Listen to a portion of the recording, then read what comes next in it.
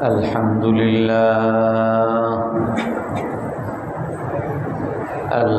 لله نحمده ونستعينه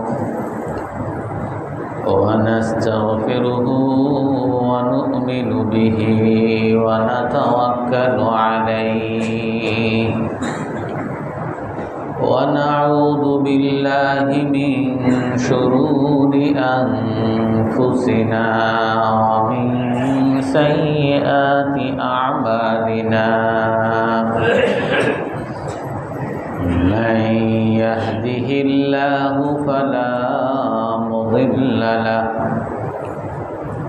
ومن يضلله فلا هادي له ونشهد أن لا إله إلا الله وحده لا شريك له ونشهد أن سيدنا ومولانا محمدا عبده ورسوله أرسله بالحق بشيرا ونذيرا بين يدي الساعة من يطع الله ورسوله فقد رشد واهتدى ومن يعصهما فقد ضل وغوى أما بعد فأعوذ بالله من الشيطان الرجيم بسم الله الرحمن الرحيم للفقراء المهاجرين الذين أخرجوا من ديارهم وأموالهم يبتغون فضلا من الله ورضوانا وينصرون الله ورسوله أولئك هم الصادقون والذين تبوأوا الدار والإيمان من قبلهم يحبون من هاجر إليهم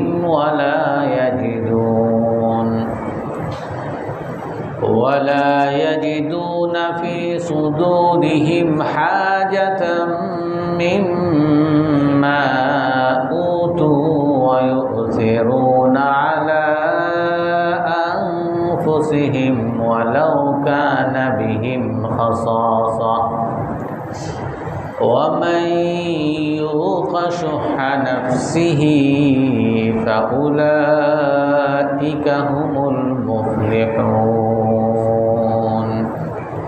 صدق الله العظيم وقال النبي صلى الله عليه وسلم المؤمن للمؤمن كالبنيان يشد بعضه بعضا أو كما قال عليه الصلاة والسلام সম্মানিত মুসল্লিয়ানে কেরাম, আমরা আদর্শ মুসলিম সমাজ এই বিষয়ে আলোচনা করব। আমরা গত সপ্তাহে আলোচনা করেছিলাম আল্লাহ তাআলা কোরআনে কারীমের মধ্যে সুখী সমাজ মুসলিম সমাজ গড়ার কি কি উপায় রাসূলুল্লাহ সাল্লাল্লাহু আলাইহি ওয়াসাল্লাম সুখী সমাজ মুসলিম সমাজ গড়ার কি কি উপায় এগুলো নিয়ে আমরা গত সপ্তাহে আলোচনা করেছি। রাসূলুল্লাহ সাল্লাল্লাহু আলাইহি ওয়াসাল্লাম বলেন, আল মুমিনু লিল মুমিনি কাল বুনিয়ান ইয়াশুদ্দু বা'দুহু বা'দা। মুমিন আর এক মুমিনের জন্য দেয়ালের মতো।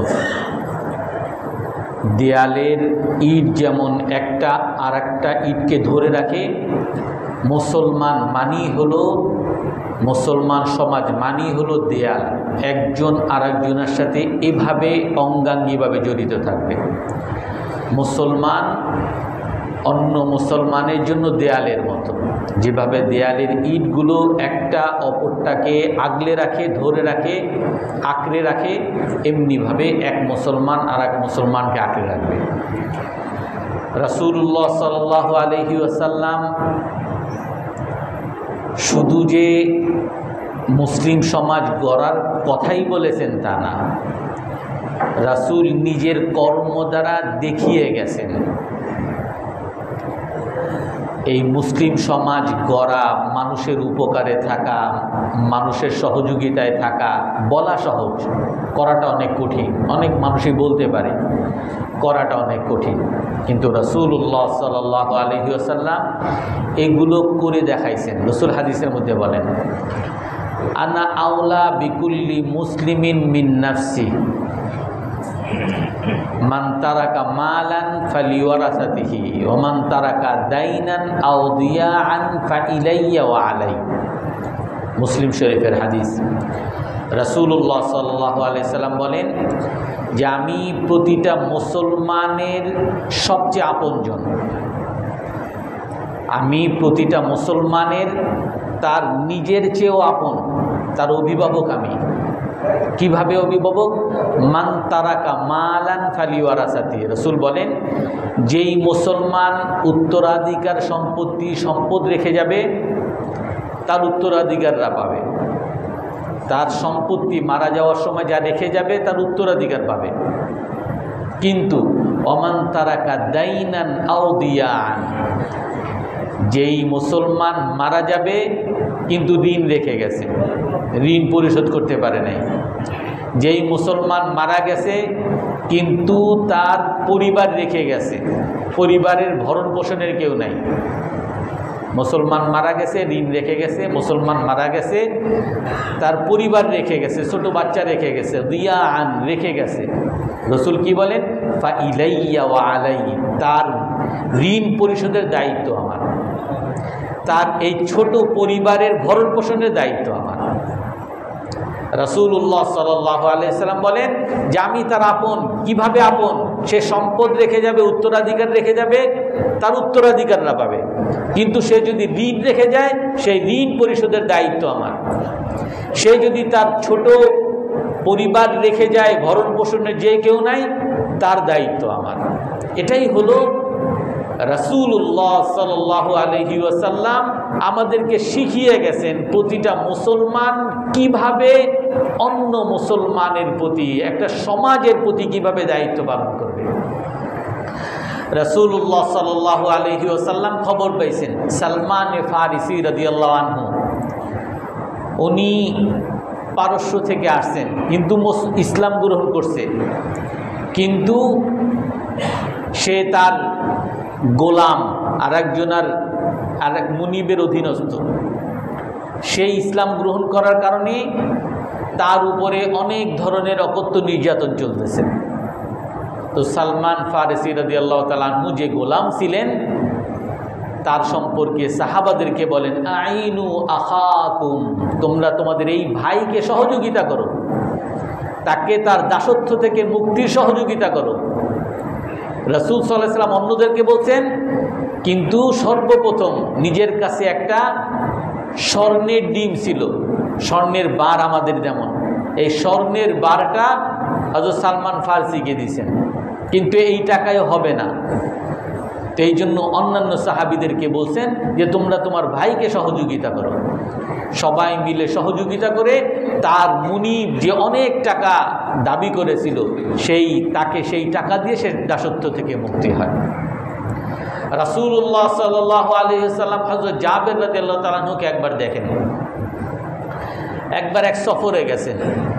জাবের রাদিয়াল্লাহু তাআলা আনহু যেই বাহনে উঠছেন সেই বাহনটা বড় ক্লান্ত, অসুস্থ, না অন্যরা সবাই চলে যায় আর তার বাহন পিছনে পড়ে থাকে।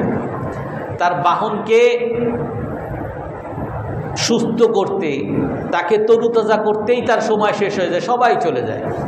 যেমন আপনারা অনেকেই জানেন, যদি কারো গাড়ি থাকে আর গাড়ি যদি নষ্ট থাকে, একটু গেছেন রাস্তার মধ্যে গেছে নষ্ট হয়ে, সবাই বাসে উঠে রিক্সায় উঠে হেঁটে চলে যাচ্ছে, আর আপনার এই গাড়ি ঠিক করতে করতে আপনার জিন্দিগি শেষ।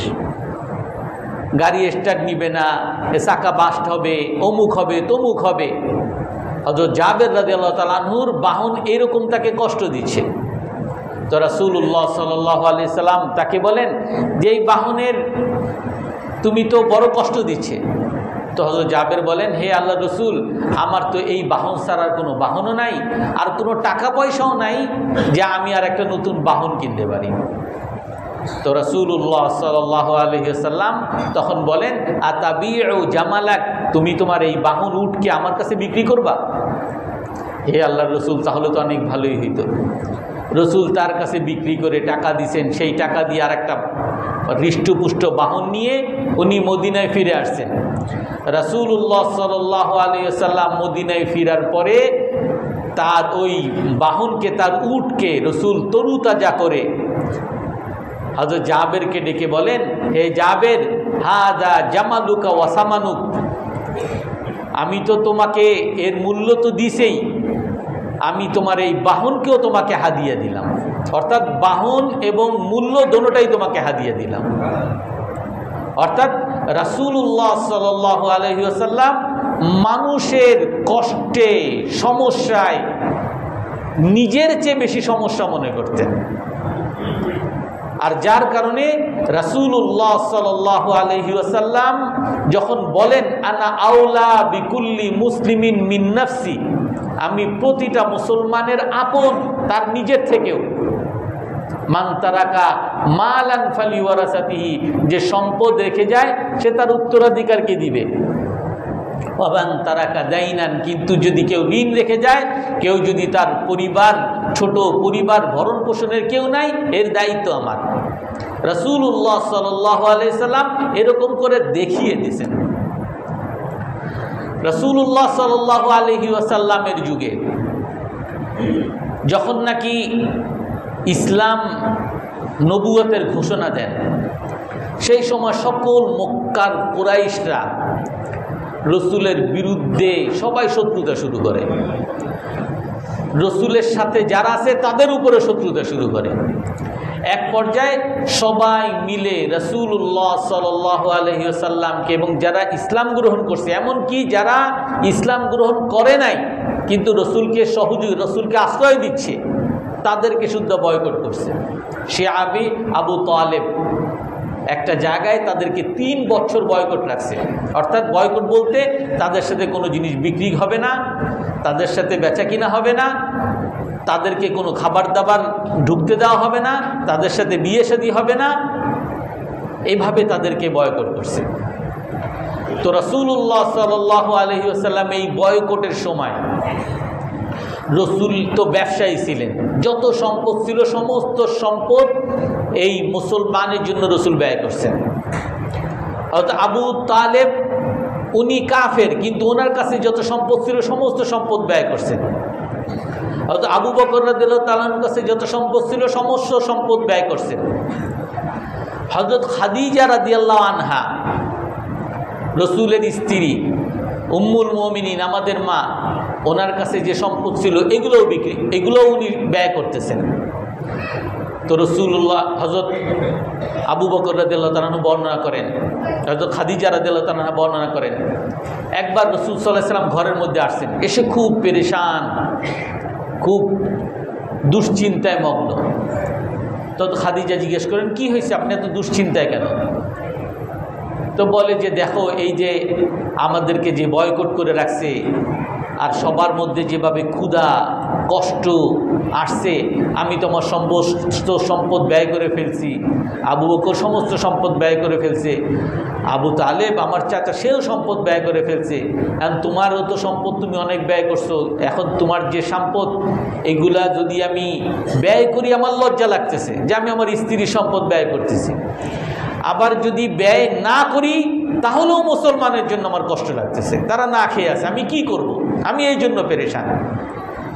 হযরত খাদিজা রাদিয়াল্লাহু আনহা তখন আবু তালেবকে খবর দিছেন এবং আবু বকর রাদিয়াল্লাহু তাআলা আনহুকে খবর দিছেন, ওইখানকার যারা বড় বড় নেতা ছিলেন সবাইকে খবর দিছেন। আবু বকর রাদিয়াল্লাহু তাআলা আনহু বলেন, যখন আমরা সবাই একত্র হয়েছি তখন হযরত খাদিজা রাদিয়াল্লাহু আনহা উনি স্বর্ণের অনেকগুলো টুকরা এনে এই মজলিসের মধ্যে ফিক্কা মেরে ফেলছেন যে এত স্বর্ণ, যেই স্বর্ণের শেষ কোথায় আমি দেখতে পারিনি। আর ওই সময় খাদিজা কি বলেন, হাদা মালুহু ইন আরাদা আই ইয়াবক আমসাকা ওয়া আন আরাদা আই ইউদাইয়া। খাদিজা তখন বলেন যে আমার এই সম্পদ আমি তোমাদের সকলকে ঘোষণা করে বলতেছি, আমার এই সকল সম্পদ আমার স্বামী রাসূল হযরত মুহাম্মদ সাল্লাল্লাহু আলাইহি ওয়াসাল্লামের। সে যদি চায় এগুলো তার কাছে রাখতে পারবে, সে যদি চায় সে তার ইচ্ছা মতো খরচ করতে পারবে।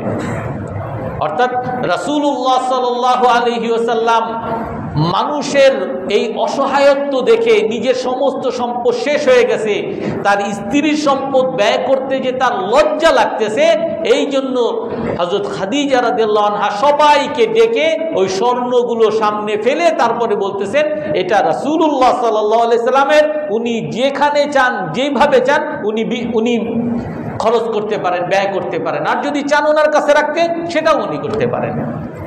এইভাবে রাসূলুল্লাহ সাল্লাল্লাহু আলাইহি ওয়াসাল্লাম মুসলমানদের পাশে দাঁড়াইছেন, নিজের সম্পদ দ্বারা, নিজের স্ত্রীর সম্পদ দ্বারা, নিজের আপনজন আবু বকর রাদিয়াল্লাহু তাআলার সম্পদ দ্বারা। আবু বকর রাদিয়াল্লাহু তাআলা তো ওই সময় তো অনেক সম্পদ ব্যয় করছেনই।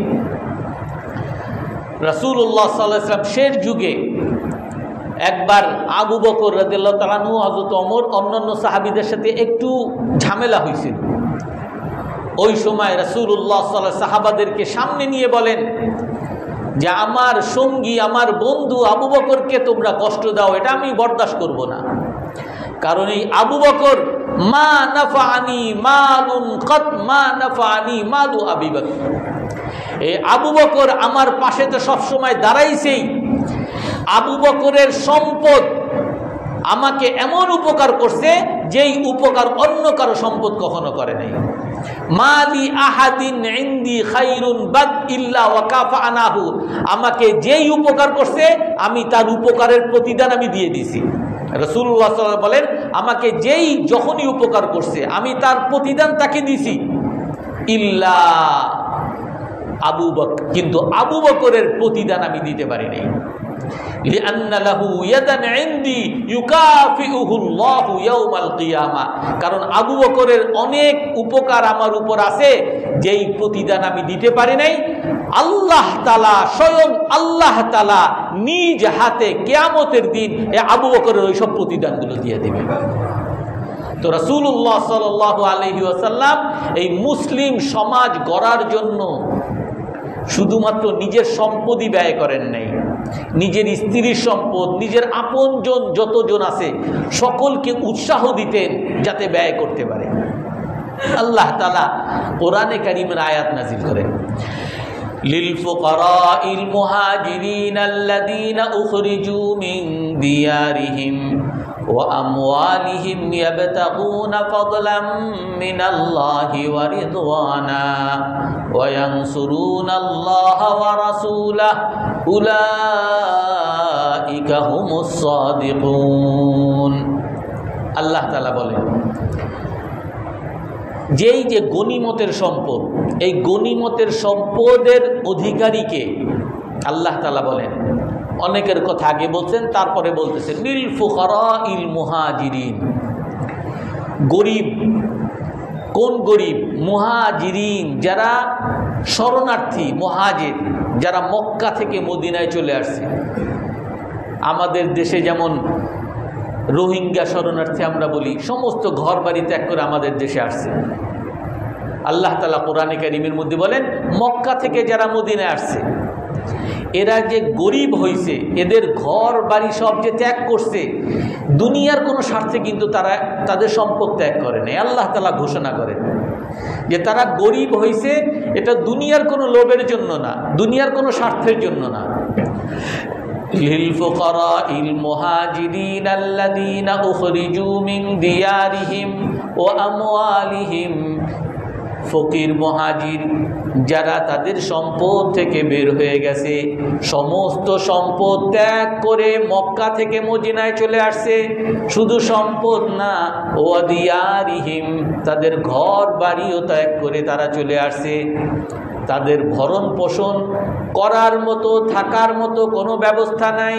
এই যে গরিব তারা হয়েছে, ইয়াবতাগুনা ফাদলাম মিনাল্লাহি ওয়া রিদওয়ানা, তারা এই গরিব হয়েছে শুধুমাত্র আল্লাহর সন্তুষ্টি কামনার জন্য, শুধুমাত্র আল্লাহর খুশির জন্য, আল্লাহর সন্তুষ্টির জন্যই তারা গরিব হয়েছে, শরণার্থী হয়েছে। ওয়ায়ানসুরুনাল্লাহা ওয়া রাসূলাহ, তারা শরণার্থী হয়েছে, গরিব হয়েছে আল্লাহর সন্তুষ্টির জন্য আর আল্লাহর সাহায্যের জন্য, রাসূলুল্লাহ সাল্লাল্লাহু আলাইহি ওয়াসাল্লামের সাহায্যের জন্য। আমাদের সমাজে অনেক মানুষ দেখা যায়, আমার এক আত্মীয় আছে, সচিব ছিল, কিন্তু তার বন্ধু বান্ধবের যেরকম অনেক সম্পদ, ফ্ল্যাট, গাড়ি বাড়ি, তার সেরকম নাই। কারণ উনি সৎ মানুষ ছিলেন, কখনো ঘুষ খান নাই, কখনো উনি দুই নাম্বারি করতেন না। তো যার ফলে অন্য সবাই ঘুষ খেয়ে গাড়ি বাড়ির মালিক, আর উনি অবসর গ্রহণ করছেন, ওনার থাকার মতো ছোট একটা ফ্ল্যাট, আর কিছুই নাই তার। তো সবাই তাকে তিরস্কার করে বিভিন্নভাবে, যে তুমি একজন সচিব ছিলে, এমন ফকিরের মতো চলো কেন। এক সময় উনি নিজেও হতাশ হয়ে গেছে, কি করলাম আমি, কি করলাম, হতাশ হয়ে গেছে। আল্লাহ তাআলা এই সকল মানুষকে উদ্দেশ্য করে বলেন যে তুমি গরিব হইছো, হতাশ হওয়ার কিছু নাই, কারণ তুমি আল্লাহর সাহায্যের জন্য গরিব হইছো, তুমি রাসূলের সাহায্যের জন্য গরিব হইছো, তুমি তোমার নীতির জন্য গরিব হইছো, তুমি তোমার আখিরাত পাওয়ার জন্য গরিব হইছো। ঘুষ খাও নাই, তুমি সুদ খাও নাই, দুর্নীতি করো নাই, তুমি আল্লাহকে খুশি করার জন্য গরিব হইছো, তুমি আল্লাহকে সহযোগিতা করার জন্য গরিব হইছো, মানুষের সহযোগিতা করার জন্য গরিব হইছো, সমাজের, মুসলিম সমাজের সহযোগিতা করার জন্য গরিব হইছো। আল্লাহ তাআলা তাদের প্রশংসা করার পরে বলেন, উলাইকা হুমুস সাদিকুন, এই সকল শরণার্থী গরিব এরাই হলো সত্যবাদী, আল্লাহর কাছে এরাই হলো খাঁটি মানুষ। এইখানে তো মুহাজিরদের কথা বলছেন যারা শরণার্থী, তারপর আল্লাহ তাআলা আনসারদের কথা বলেন। একটা সমাজের মধ্যে কিছু মানুষ থাকে গরিব, আর কিছু মানুষ থাকে এই সকল গরিব মানুষের পাশে দাঁড়ায়, তাদের সহানুভূতি প্রদর্শন করে, তাদের সহযোগিতা করে। আল্লাহ তাআলা তাদেরও প্রশংসা করেন। والذين تبوأوا الدار والإيمان من قبلهم يحبون من هاجر إليهم ولا يجدون في صدورهم حاجة مما أوتوا ويؤثرون على أنفسهم ولو كان بهم خصاصة ومن يوق شح نفسه فأولئك هم المفلحون। আল্লাহ তাআলা বলেন, আর যারা এই সকল শরণার্থীকে জায়গা দিয়েছে, আল্লাযীনা তাবাওয়াউদ দারা মিন ক্বাবলিহিম, তারা শরণার্থীদেরকে কিভাবে জায়গা দিয়েছে, হাদিসের কিতাবের মধ্যে আসে। রাসূলুল্লাহ সাল্লাল্লাহু আলাইহি সাল্লাম যত শরণার্থী, যত মুহাজির ছিলেন, সকল মুহাজিরকে যে আমাদের যেমন সরকারে হয়তোবা অনেক সময় বন্যা হয়, প্লাবন হয়, দুর্যোগ হয়, তখন বিভিন্ন সাইক্লোন সেন্টার থাকে, ত্রাণ সেন্টার থাকে, সরকারের পক্ষ থেকে আগের থেকেই বরাদ্দ থাকে। এইরকম রসুলের যুগে এখনো রাষ্ট্রই গঠন হয়নি, এরকম কোনো বরাদ্দও ছিল না। তো এই সকল এত মানুষকে কোথায় জায়গা দিবেন? তখন এই সমাজের যে মুসলিম সমাজ গঠন করার প্রক্রিয়া আমাদেরকে শিখাইছে রসুল। তখন এক একজন গরিবকে, এক একজন শরণার্থীকে এক একজন আনসারীর ভাগে দিয়েছেন যে তাকে কোন ভাই দায়িত্ব নিবে। তো আনসারী দাঁড়িয়ে বলছেন, হে আল্লাহ রসুল, আমি তার দায়িত্ব নিলাম। দায়িত্ব মানি হযরত আব্দুর রহমান ইবনে আউফ আর সাদ ইবনে উবাদা, তাদের ঘটনা বুখারী শরীফে আরো স্পষ্ট করে আসছে। আব্দুর রহমান ইবনে আউফ রাদিয়াল্লাহু তাআলা আনহুকে সাদ ইবনে উবাদার ভাই বানিয়েছেন, প্রতিটা মুহাজিরকে প্রতিটা আনসারীর ভাই বানিয়েছেন। তো ভাই বানানোর পরে সাদ ইবনে উবাদা আব্দুর রহমান ইবনে আউফকে বলেন, হে ভাই, এই যে আমার বাড়ি দেখো, এই বাড়ির আমি পার্টিশন দিয়ে দিলাম, এখন তোমার অর্ধেক আমার অর্ধেক। আর এই যে দেখো, এইটা হলো আমার জমি, এই জমিতে আমি কৃষি চাষ করি, আমি খাই, এই জমির অর্ধেক তোমার আর অর্ধেক আমার। আর এই যে আমার দেখো দুইটা স্ত্রী আছে, এখন আমি একজনকে তালাক দিয়ে দিব, তুমি তাকে বিয়ে করো। অর্থাৎ তার একটা মানুষের যত প্রয়োজন, থাকার জায়গা, তার খাওয়ার ব্যবস্থা, তার পারিবারিক ব্যবস্থা, দৈনন্দিন যত প্রয়োজন সকল প্রয়োজন মিটিয়ে দিচ্ছেন। কিন্তু আব্দুর রহমান ইবনে আউফ কি বলছেন যে আপনি আমাকে থাকার জায়গা দিয়েছেন, আপনাকে ধন্যবাদ, আপনি আমাকে দেখান দুল্লানি আলা সুক, আমাকে বাজারটা দেখান, বাজার কোন জায়গায়। তো বাজারে গেছেন, ওইখানে কিছু কিনছেন বিক্রি করছেন, কিছু কিনছেন বিক্রি করছেন, এভাবে উনি ব্যবসা করে উনি ওনার ভরণ পোষণের ব্যবস্থা করছেন। আর বলছেন যে ভাই, আপনি আমাকে যে জমি দিয়েছেন ধন্যবাদ, আপনি আমাকে দিয়েছেন, আল্লাহ আল্লাহ আপনাকে জাযায়ে খায়র দেন।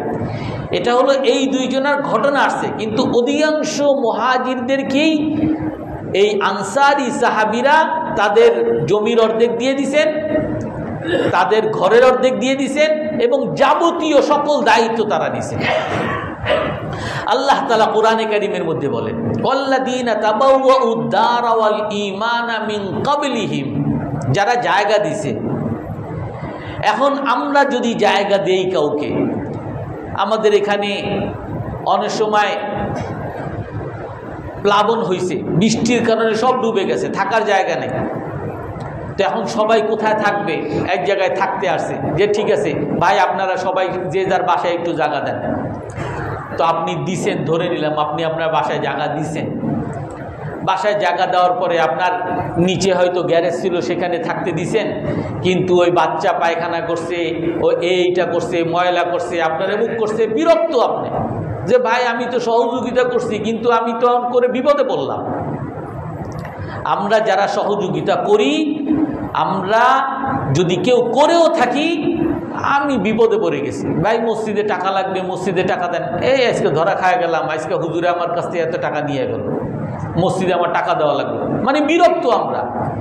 আল্লাহ তাআলা কি বলেন, এই আনসারীরা তারা যে তাদের অর্ধেক দিয়ে দিয়েছেন মুসলিম সমাজকে, শরণার্থী মুহাজিরদেরকে, ইউহিব্বুনা মান হাজারা ইলাইহিম, আল্লাহ তাআলা বলেন যে তারা তাদেরকে মনে প্রাণে ভালোবাসে, তাদেরকে ভালোবেসে দিচ্ছে। এমন না যে কষ্টে পড়ে বোঝায় পড়ে কি করব, সমাজের টানে মানুষ কি বলবে, এই জন্য না। রসুল আল্লাহ তাআলা বলেন ইউহিব্বুনা মান হাজারা ইলাইহিম, এই আনসারী সাহাবীরা তারা মুহাজিরদেরকে মন থেকে ভালোবাসে।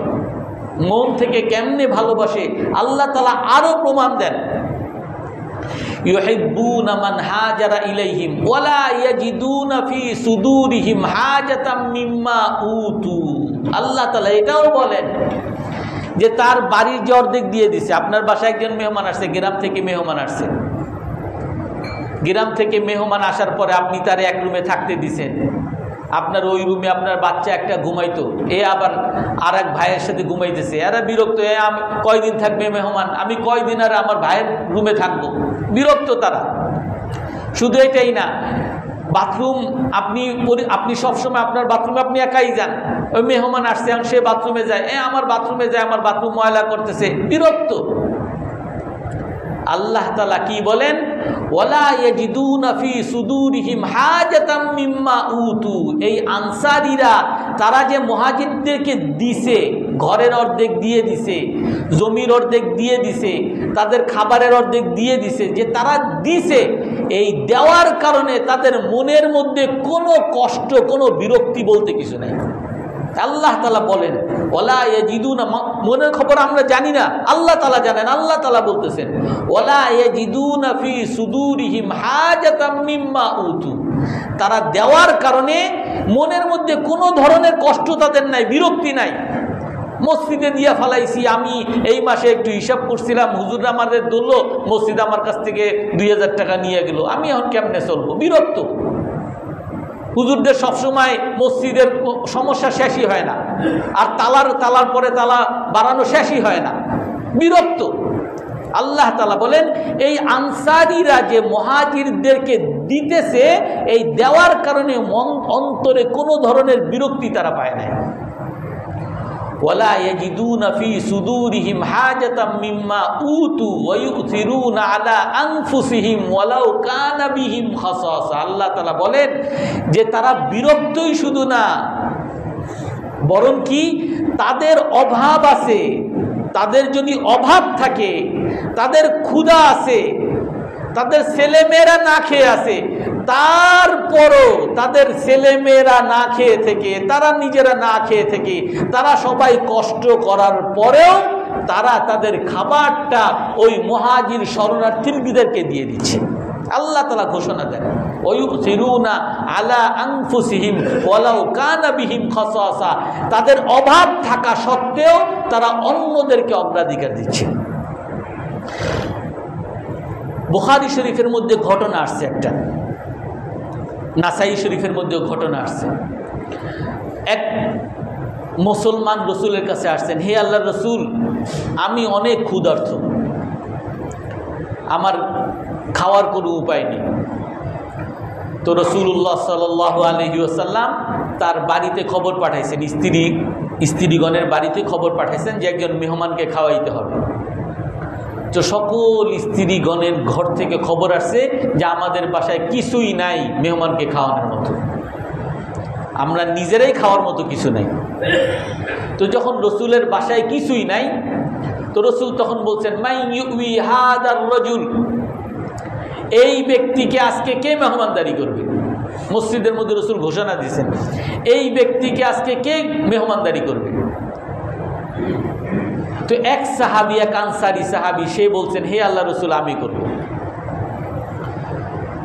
তো ওই আনসারী সাহাবী দায়িত্ব নেওয়ার পরে সাথে সাথে ওনার বাড়িতে গেছেন যে আমার রসুলের একজন মেহমান আছে, তাকে মেহমানদারি করাতে হবে, করতে পারবা নাকি? তো তার স্ত্রী বলে যে আসলে তো আমাদেরও খাবার নাই, আপনিও না খাওয়া আমিও না খাওয়া, কিছু খাবার আছে, এইটা আমার বাচ্চাদের খাবার, কিন্তু এইগুলো যদি মেহমানকে দিয়ে দিই বাচ্চারা সারা রাত কাঁদবে, এদের চিৎকার চেঁচামেচির কারণে আমরা ঘুমাইতে পারবো না। তো বাবা কি বলে, ওই সাহাবী কি বলতেছেন যে ঠিক আছে, ওই যে আমাদের বাচ্চাদের যে খাবার, এই খাবারটাই মেহমানকে দিয়ে দাও, আর বাচ্চাদেরকে যেভাবে হোক ঘুম পাড়ায় দিবা, আর মেহমান একা একা খাইতে চাবে না, এই জন্য আতফি ইসরাজ, তুমি বাসার বাতিটা নিভিয়ে দিবা, তার খাবার দেওয়ার পরে বাতি নিভিয়ে দিবা, আমরা ভাব করব যে আমরা খাচ্ছি, উনি বুঝবে আমরা খাচ্ছি, আর এই ফাঁকে উনি যাতে পেট ভরে খাইতে পারে। তো মেহমান এনে তারপরে যতটুকু খাবার ছিল বাচ্চাদের খাবার, ওই খাবারটাই মেহমানের সামনে যখন দিতেছে, বাচ্চারা দেখে যে তাদের খাবার যখন চলে, বাচ্চারা চিৎকার, ক্ষুধা লাগছে খাবো, চিৎকার, মা কোনোভাবে তাদেরকে দূরে সরিয়ে কোনোভাবে ঘুম পাড়াইছে। তো যখন খাবার ওই মেহমানের সামনে দিছে, দেওয়ার পরে ওই মেহমান কাছে যাওয়ার পরে ওই লাইটটা নিভিয়ে দিছে, লাইট ঠিক করতে গেছে, বাতি ঠিক করার ছলনা করে ওটাকে নিভিয়ে দিছে। তো মেহমান সে খাবার সামনে নিয়ে সে অন্ধকারের মধ্যে পেট ভরে খাইছে। আর সেই রাতে বাচ্চাদেরকে অনেক কষ্ট করে ঘুম পাড়াইছে। স্বামী স্ত্রী দুজন ক্ষুধার্ত, এই ক্ষুধার্ত অবস্থায় ঘুমাইছে। যখন সকালে ফজর নামাজ পড়তে গেছে এই সাহাবী, তখন রাসূলুল্লাহ সাল্লাল্লাহু আলাইহি ওয়াসাল্লাম ফজরের পরে মিম্বারে বসে বলে, দাহিকাল্লাহু মিন ইমরিইন, আল্লাহ তাআলা খুশির কারণে হেসে ফেলছেন ওই সাহাবীকে দেখে, যেই সাহাবী আজ নিজেরা ক্ষুধার্ত থেকে মেহমানকে খাওয়াইছে। আর এর পরিপ্রেক্ষিতে আল্লাহ তাআলা এই আয়াত নাজিল করেন, ওয়ায়ুসিরুনা আলা আনফুসিহিম ওয়ালাউ কানা বিহিম খাসাসা ওয়া মান ইউকা শুহা নাফসিহি ফাউলাইকা হুমুল মুফলিহুন। আল্লাহ তাআলা বলেন যে তাদের কষ্ট ক্ষুধা থাকা সত্ত্বেও তারা অন্যদেরকে অগ্রাধিকার দেয়। এইভাবেই মুসলিম সমাজ, সাহাবাদের সমাজ এইভাবে করছে। ওই সময়ের মধ্যে যারা বড় বড় ধনী লোক ছিলেন, ওসমান বিন আফফান রাদিয়াল্লাহু তাআলা আনহু বড় ধনী লোক ছিলেন। ওসমান বিন আফফান রাদিয়াল্লাহু তাআলা অনেক ঘটনা আছে। হযরত আবু বকর রাদিয়াল্লাহু ওমর রাদিয়াল্লাহু তাআলা আনহুর যুগে একবার মদিনার মধ্যে বিরাট দুর্ভিক্ষ লাগছে। মানুষজন এসে বলা শুরু করছে, ইন্নাস সামাআ লাম তুমতির ওয়া ইন্নাল আরদা লাম তুমবিত। হে খলিফা, আকাশ থেকে তো বৃষ্টি পড়তেছে না, জমিনেও কোনো উৎপাদন হচ্ছে না, আমাদের অবস্থা তো খুবই খারাপ, আমাদের বাচ্চাদের অবস্থা তো খুবই ভয়াবহ। তো হযরত ওমর রাদিয়াল্লাহু তাআলা আনহু উনি বলেন, কি বলবেন? উনি বলেন যে ফাসবিরু ওয়াহতাসিবু, তোমরা সবর করো আর আল্লাহর কাছে সওয়াবের আশা করো।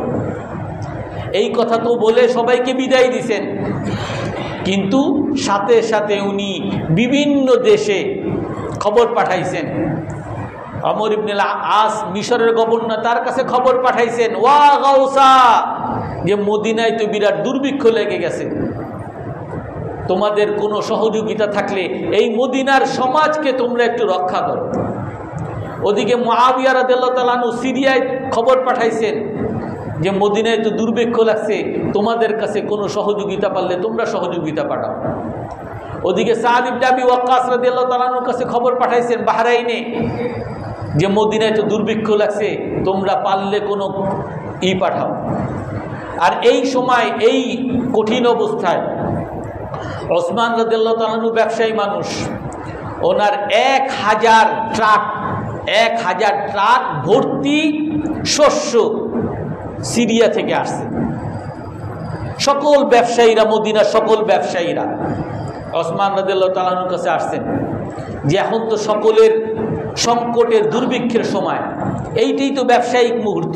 এই জন্য সমস্ত ব্যবসায়ীরা ওই মানুষের সংকট, মানুষের দুর্ভিক্ষ, মানুষের কষ্ট, মানুষের যখন টানাটানি, যত দাম লাগে, যখন ব্যবসা বেশি পাবে, সেই সময়ের অপেক্ষায় থাকে। দারুকুতনির মধ্যে আসছে ওসমান ইবনে আফফান রাদিয়াল্লাহু তাআলা আনহু, উনি হলেন পাইকারি ব্যবসায়ী। 1000 ট্রাক আসছে, 1000 উট আসছে। তো সকল ব্যবসায়ী তার কাছে আসছে যে হে ওসমান, আপনার এই খাবারগুলো আমাদের কাছে বিক্রি করেন, তাবিউকা দিরহামুন বিদিরহাম, ডাবল দাম আপনাকে দিব। তো ওসমান রাদিয়াল্লাহু তাআলা আনহু বলেন, তোমরা আমাকে ডাবল দিবা? লাকাদ জাদানি বিআকসার, আমাকে আরেক ব্যবসায়ী তোমাদের চেয়ে বেশি দিছে। তো বলে ঠিক আছে, তাহলে আপনার 5 গুণ বেশি দিব, 1 কোটি টাকার জিনিস 5 কোটি টাকা দিব। তো হযরত ওসমান রাদিয়াল্লাহু তাআলা আনহু বলেন, লাকাদ জাদানি বিআকসার মিন হাযা, তোমরা আমাকে 5 গুণ বেশি দিবা, আমাকে এর চেয়ে আরেকজন বেশি অফার করছে, এর চেয়ে আমাকে আরো বেশি দিবে। তো তখন মদিনার ব্যবসায়ীরা বলে যে 5 গুণ বেশি দিব, এর চেয়ে আপনার বেশি দিছে কে? আবার আমরাই তো সবাই ব্যবসায়ী এখানে, মদিনার ব্যবসায়ী তো সব আমরা এখানে, কে আপনার এর চেয়ে বেশি দিছে? কে আর চেয়ে বেশি অফার করছে? তো তখন ওসমান রাদিয়াল্লাহু তাআলা আনহু বলেন, লাকাদ আ'তানিল্লাহু তাআলা বি'আশারাতি দারাহিম বিকুল্লি দিরহাম, আমার আল্লাহ তাআলা আমাকে 10 গুণ দেওয়ার ওয়াদা করছেন 1 টাকার বিনিময়ে 10 টাকা লাভ আল্লাহ তাআলা আমাকে দিবেন, এই ঘোষণা করছেন। আমি তোমাদের সকলকে সাক্ষী রেখে বলতেছি, আমার এই 1000 ট্রাক তার সমস্ত সম্বল সহ সব আমি মদিনার ফকিরদের জন্য আজ সদকা করে দিলাম। আর এইভাবে ওসমান রাদিয়াল্লাহু তাআলা আনহু মদিনার সকলকে ডেকে ডেকে ওনার এই 1000 ট্রাক থেকে ওনার সম্পদ এভাবে দিতে দিতে বন্টন করতে করতে হাদিসের মধ্যে আসছে, মা ইয়াকফিন মা বাকিয়া আহাদুম মিন বুয়ুতিল মদিনা, মদিনার কোনো ঘর বাকি নাই যারা ওসমান রাদিয়াল্লাহু তাআলা আনহুর সেই দিনের সহযোগিতা গ্রহণ করে নাই। এবং এই সহযোগিতার দ্বারা ওই মদিনার যে দুর্ভিক্ষ, সাময়িক সেই দুর্ভিক্ষটা তখন শেষ হয়েছে, কিন্তু দুর্ভিক্ষ একেবারে শেষ হয় নাই। ওদিকে ওমর রাদিয়াল্লাহু তাআলা আনহু আমর ইবনে আল-আসকে মিশরের গভর্নরের কাছে পাঠাইছেন। উনি ওমর রাদিয়াল্লাহু তাআলা আনহুর চিঠি পাওয়া মাত্র, কারণ মদিনা থেকে ওই মিশরের চিঠি যাইতে 10 দিন লাগে, একেবারে খুব স্পিডে গেল। তারপর ওইখান থেকে আবার পাঠাইতে মানে প্রায় 1 মাসের মতো লেগে যায়। তারপরে সিরিয়াও অনেক দূর, বাহরাইনও অনেক দূর। ওই আমর ইবনে আল-আস রাদিয়াল্লাহু তাআলা আনহু চিঠি পাওয়ার সাথে সাথে হাদিসের কিতাবে আসে, মাজামুত তবরানীতে আসছে যে চিঠি পাওয়ার সাথে সাথে আমর ইবনে আল-আস 40,000 ট্রাক উনি সাথে সাথে মদিনায় পাঠিয়ে দিয়েছেন, এবং 20,000 জাহাজ ভর্তি খাদ্যশস্য উনি মদিনায় পাঠিয়ে দিয়েছেন। এমনিভাবে মুআবিয়া রাদিয়াল্লাহু তাআলা আনহু সিরিয়া থেকে কয়েক হাজার ট্রাক খাদ্যশস্য পাঠিয়ে দিয়েছেন। ওদিকে সাদ ইবনে আবি ওয়াক্কাস উনি খাদ্যশস্য পাঠাইছেন, এবং সাথে সবাই পোশাক পাঠাইছেন। এই সকলের সহযোগিতার কারণে, সকলের পাশে দাঁড়ানোর কারণে তখনকার যে দুর্ভিক্ষ, এই দুর্ভিক্ষ থেকে আল্লাহ তাআলা তাদেরকে রক্ষা করছেন। এবং এই দুর্ভিক্ষর যখন সংকটকাল হয়, এই সময় ঈমানের পরীক্ষা হয়। ওমর রাদিয়াল্লাহু তাআলা আনহুর যুগেই একবার মদিনায় ভূমিকম্প হয়, আর ভূমিকম্পের কারণে বিরাট সংকট হয়। তখন ওমর রাদিয়াল্লাহু তাআলা আনহু সকলের পাশে তো দাঁড়াইছিনি, সাথে সাথে এই সংকটকালে ঈমানকে তাজা করার শিক্ষাও দিয়েছেন। ওমর রাদিয়াল্লাহু তাআলা কি বলেন, মা হাযা ইল্লা বিযামবিন আহদাসতুমুহু লা ইন উদতুম মাররাসানিয়া লান উসাকিনুকুম ফিহা, যে এই যে ভূমিকম্প মদিনায় হয়েছে, এই ভূমিকম্প একমাত্র তোমাদের গুনাহের কারণে হয়েছে। নিশ্চয়ই আমরা কোনো গুনাহ করছি, তোমরা কোনো গুনাহ করছো, এই গুনার কারণে আল্লাহ তাআলা আযাব দিবেন। ওমর রাদিয়াল্লাহু তাআলা বলেন যে তোমরা যদি এই গুনাহ থেকে তওবা না করো, যদি আবার ভূমিকম্প হয়, তাহলে ধরে নিব তোমরা তওবা করো নাই, আমি তোমাদের এলাকায় আর থাকবো না, আমি এলাকা থেকে বের হয়ে যাবো, আমি মদিনায় আর থাকবো না, তোমাদের সাথে আর থাকবো না। এইভাবে সকল মুসলমান ঈমান তাজা করছেন, সকল মুসলমান পাশে দাঁড়াইছেন। ওসমান রাদিয়াল্লাহু তাআলা আনহু সর্বশেষ ঘটনা বলে শেষ করি। মক্কা থেকে মদিনায় যখন আসেন, মদিনায় খাবারের কোনো ব্যবস্থা, পানির কোনো ব্যবস্থা নেই, পানির কোনো ব্যবস্থা নেই। একটা কূপ আছে, সেই কূপ ইয়াহুদিরা মালিক, এবং সেইখান থেকে অল্প একটু যারা পানি নেয়, এই পানির বিরাট মূল্য তারা নেয়। 1 গ্লাস পানি 500 টাকা, 1000 টাকা। মুসলমান এমনি গরিব, তাদের কাছে এমনি টাকা নেই। মক্কা থেকে আসা, তারা মুহাজির শরণার্থী, তাদের কাছে টাকা নেই।